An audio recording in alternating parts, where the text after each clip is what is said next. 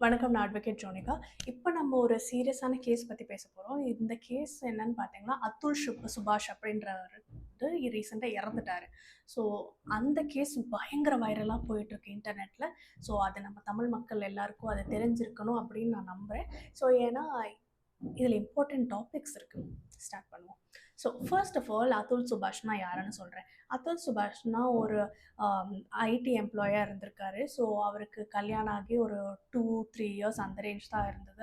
அதுக்கப்புறம் என்ன ஆயிடுச்சு, அவரு ஒரு குழந்தை இருக்கு, ஒரு பையன் இருக்கான். அதுக்கப்புறம் அவரு ரீசென்ட்டா அவரு இறந்துட்டாரு. அவரு வந்து தான் உயிர தானே எடுத்துட்டாரு. ஸோ இது ஏன்னு பார்த்தீங்கன்னா, அவரோட கேஸ் வந்து ஒரு டிவோர்ஸ் கேஸ் போயிட்டே இருக்கு. டிவோர்ஸ் கேஸ்ன்றத தாண்டி அவங்க மேல வந்து அந்த பொண்ணு இந்த பையன் மேல என்ன குற்றச்சாட்டுகள்லாம் வச்சிருக்காங்கன்னா, இவரு அவங்கள கொலை முயற்சி பண்ணதாவும், இவரு கேட்ட டவுரினால அந்த பொண்ணோட அப்பா வந்து மாரடைப்புல இறந்துட்டதாவும், ஏகப்பட்ட குற்றச்சாட்டுகள் வச்சிருக்காங்க. ஸோ அந்த டிவோர்ஸ் செட்டில்மெண்ட் இருக்கும்ல, அதாவது ஆலிமோனி. ஆலிமோனி பல லட்சங்கள் கேட்டதாவும் விஷயம் போயிட்டுருக்கு.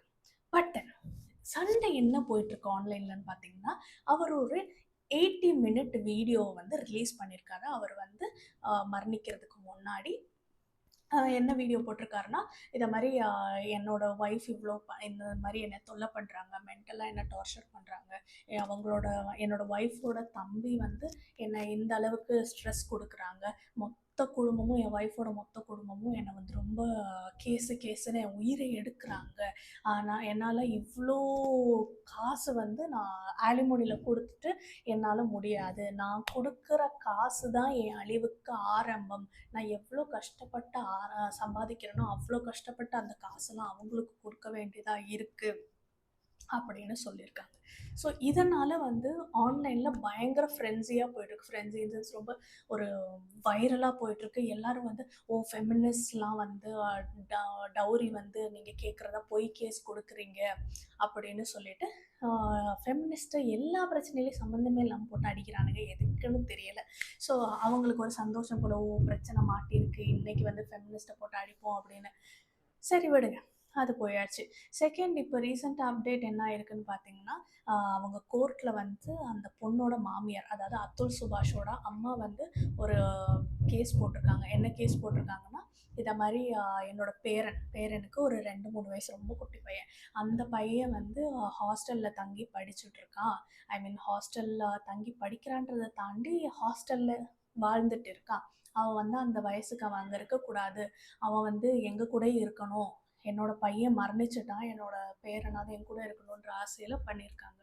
ஸோ அப்ப என்ன ஆயிருக்கு, கோர்ட்ல சொல்லிட்டாங்க, இல்ல அவங்க வந்து அந்த குழந்தைக்கும், அந்த பாட்டிக்கும் வந்து ஒரு ஒரு ரிலேஷன்ஷிப் இல்ல. ஸோ இது வந்து ரொம்ப ஒரு சென்சிட்டிவான விஷயம் இல்லையா?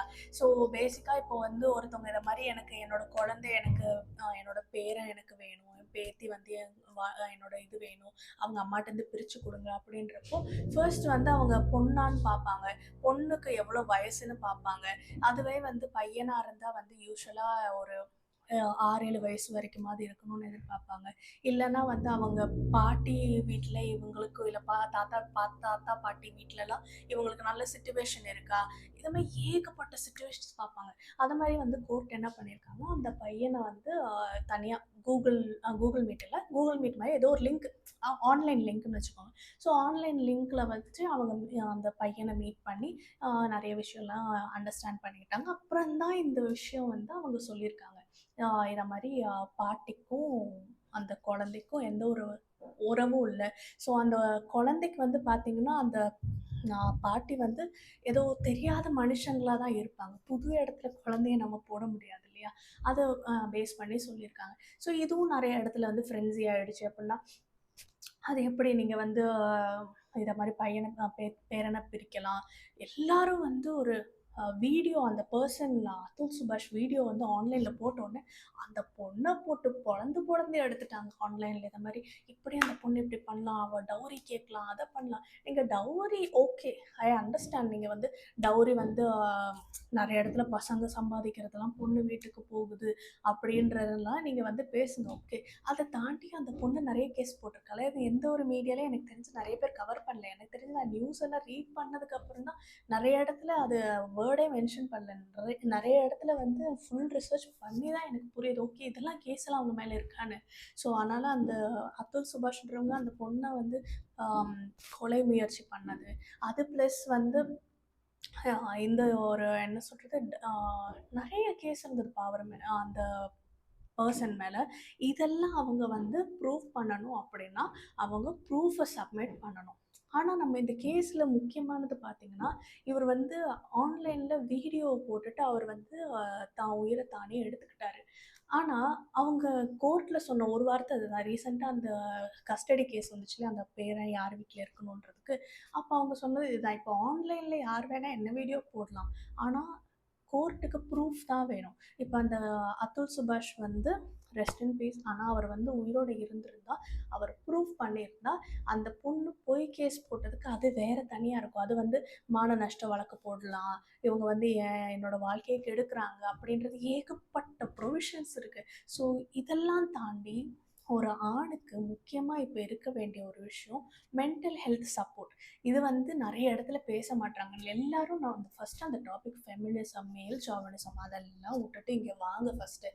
ஃபஸ்ட்டு ஒரு ஒரு பர்சனுக்கு வந்து மன உளைச்சல் ஆகுறாரு, கேஸ் வந்து பல வருஷமாக போய்கிட்டே இருக்குது. பல வருஷமாக ஐ திங்க் 2 to 3 இயர்ஸாக போயிட்டுருக்குன்னு நினைக்கிறேன். பல வருஷமாக அப்படி போயிட்டுருக்குன்ற பட்சத்தில் அந்த பர்சனுக்கு ஒரு சப்போர்ட் சிஸ்டம் வேணும். ஃபர்ஸ்ட்டு வந்து இதை மாதிரி ஓகே நீங்கள் வந்து ப்ரூஃபை கலெக்ட் பண்ணுங்கள், உங்கள்கிட்ட ப்ரூஃப் இல்லைன்னா நம்ம நெக்ஸ்ட் என்ன பார்க்கலாம், இது வந்து this is not the end of your life, இதுக்கு மேலே உங்களுக்கு வாழ்க்கை இருக்குது, நீங்கள் வந்து ஆலிமோனி வந்து உங்களால் தர முடியலன்னா let's fight according to that. ஏன் உங்களால் அவ்வளோ கொடுக்க முடியாது? இதெல்லாம் வந்து கோர்ட்டில் ஆர்கியூ பண்ணுறதுல தான் இருக்குது. அவங்க வந்து இல்லை எனக்கு தொல்லை பண்ணிட்டாங்கன்னு சொல்லிட்டு நீங்கள் மரணிச்சிட்டிங்கன்னா உங்களோட ஃபேமிலிக்கே யார் சப்போர்ட் இருப்பா? இது வந்து லீகலை தாண்டி நான் ஒரு மென்டல் ஹெல்த் தான் ஒரு சப்போர்ட்டும் எல்லாருக்கும் வேணுன்றது தான் சொல்கிறேன்.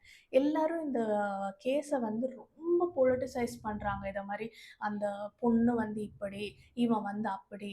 தேவையே இல்லை. இங்கே நம்மளுக்கு முக்கியமான தேவை, நம்ம நாட்டில் இருக்க எல்லாருக்கும் வந்து மனசளவுலையும் உடல் அளவுலையும் உள்ளத்தளவுலையும் எல்லா இடத்துலையும் ஃபிசிக்கல் ஃபிசியாலஜிக்கல் மென்டல் இது எல்லா இடத்துலையும் வந்து ஸ்ட்ராங்காக இருந்தானா ஒரு நல்ல ஒரு சிஸ்டம், நல்ல ஒரு நேஷ்னல் சிஸ்டம் இருக்கும். எல்லாமே அதில் அடங்கி தான் இருக்குது.